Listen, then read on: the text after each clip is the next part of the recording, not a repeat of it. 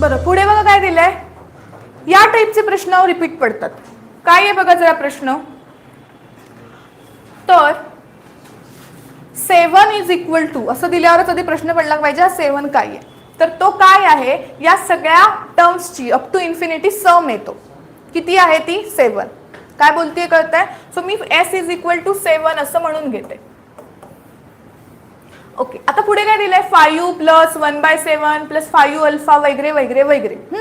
आता जर नीट ऑब्झर्व केलं तर हा 5 alpha, 5 2 alpha, 5 3 alpha are the terms in AP. बरोबर ना, कारण टर्म्स असतात तुमच्या a plus d, a plus 2d, a plus 3d.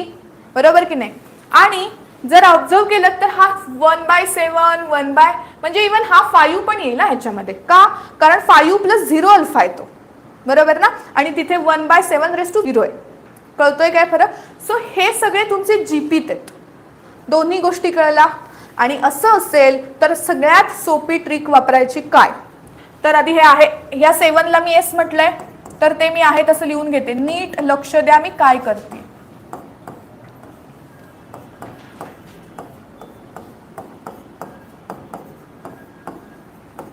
Five plus किती अल्फा वापरलाय 2 अल्फा ना, प्लस 1/7 क्यूब. मी 3 टर्म्स लिहिते कारण तुम्हाला कळलं पाहिजे म्हणून.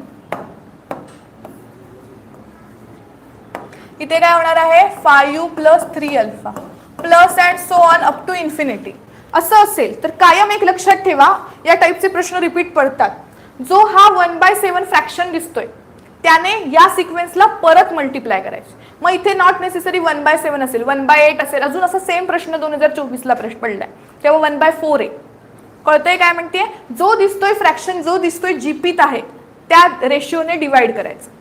काय आला 1/7, सॉरी मल्टिप्लाय करायचं. इथे काय आलं 1/7s. हे काय आलं 1/7 स्क्वेअर 5 प्लस अल्फा. हे काय आलं 1/7 क्यूब 5 प्लस, आणि हे आलं 1/7⁴ 5 प्लस 3 अल्फा. कळतंय. आणि हे दोन्ही सबस्ट्रॅक्ट करायचं. हे दोन्ही काय करायचं, तो s आहे आणि माझा 5 दोन्ही समजून घ्या. मी मगाशीच पहिलं सांगितलं, तू उशिरा आलास त्यामुळे तुला कळ. तो s आणि माझा 5 जरा सेम येतो आणि मला जरा लिहायचं फारच हे घाई आहे म्हणून मी ते नीट काढायचा प्रयत्न पण करत नाहीये. हा तुमचा s आहे आणि हा तुमचा 5 आहे. Try to understand. Okay. So बघा आता काय होईल, हे काय होईल s कॉमन काढला तर हे होईल तुमचं 1 - 1/7. बरोबर ना. आणि आता इथे बघा काय होईल, हा 5 मधून काही सबस्ट्रॅक्ट होत नाहीये, पण या 1/7 ने आतमध्ये मल्टिप्लाय केलं तर हे होणार आहेत 5/7 आणि त्याच्यातनं हे 5/7 कॅन्सल होणार आहेत तुमचे. बरोबर ना. म्हणजे राहणार आहे काय तर 1 α/7. कळतंय का मी काय म्हणतेय ते. पुढे काय राहील अजून, तर आता इथे बघा काय होईल, या 5/7 स्क्वेअर मधून हे 5/7 स्क्वेअर वजा होतील. इथे काय होईल 2 α/7 स्क्वेअर मायनस α/7 स्क्वेअर. किती राहील α/7 स्क्वेअर. असं करत करत काय राहील तर α/7 cube and so on up to. एवढं कळलं सगळ्यांना मी काय बोलतेय. बरं, आता आपल्याला हे सॉल्व्ह करायचंय, पण त्याच्यासाठी तुम्हाला परत लक्षात ठेवा प्रत्येक वेळेला सम आली की एपी जीपी हे सगळं चेक करत राहायचं. कारण इन्फायनाईट टर्म्सची सम आपल्याला त्याच्याशिवाय काढता येत नाही. आधी हे सॉल्व्ह करून घेऊया. एस ची व्हॅल्यू 7 आहे, हे आलंय 6/7. 7 कॅन्सल झाला, 6 इज इक्वल टू मिळालंय आपल्याला. बरोबर. कळतंय काय म्हणतेय. सो हे फक्त मी जरा लिहून घेते कारण मला तेवढंच कॅल्क्युलेट करायचंय म्हणून. प्रश्न सोपे आहेत, फक्त कन्सेप्ट लक्षात ठेवा.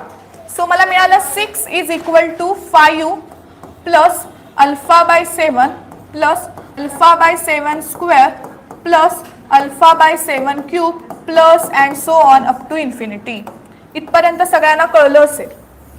आता जर तुम्ही फक्त एवढ्याच टर्म ऑब्झर्व केल्या तर ह्या जीपीत आहेत ना, जीपीत आहेत विथ ए काय आहे त्याचा α/7 आणि what is R here, it is बोला 1/7. कळतंय. आणि सम टू द इन्फिनिटी करायची आपल्याला, मगाशीच सांगितलं सम टू द इन्फिनिटी करायची असेल तर r लेस दॅन 1 लेस दॅन 0 हवा, मॉड r आहे का, आहे, त्यामुळे ती पॉसिबल आहे. आणि काय फॉर्म्युला आहे त्याचा, फॉर्म्युला आहे a अपॉन, राईट. सो आपल्याला तो वापरायचा आहे. 6 - 5 इथे 1 झाले ना रे, सो 1 इज इक्वल टू, बरं 5 जीपीत नाही घेतला, हे सगळ्यांना कळलं असावं. सो हे काय झालं तुमचं, 1 is equal to alpha by 7 upon 1 minus 1 upon 7. Now you have to solve this and find the value of alpha. अल्फाची व्हॅल्यू 6 आली पाहिजे, which is your answer D. हो, जर या पॅटर्नचे प्रश्न आले तर हे असेच सोडवायचे. इझी वे सगळ्यात. कळलाय प्रश्न सगळ्यांना. सेम असा प्रश्न पुढे असेल कदाचित 2026 चा.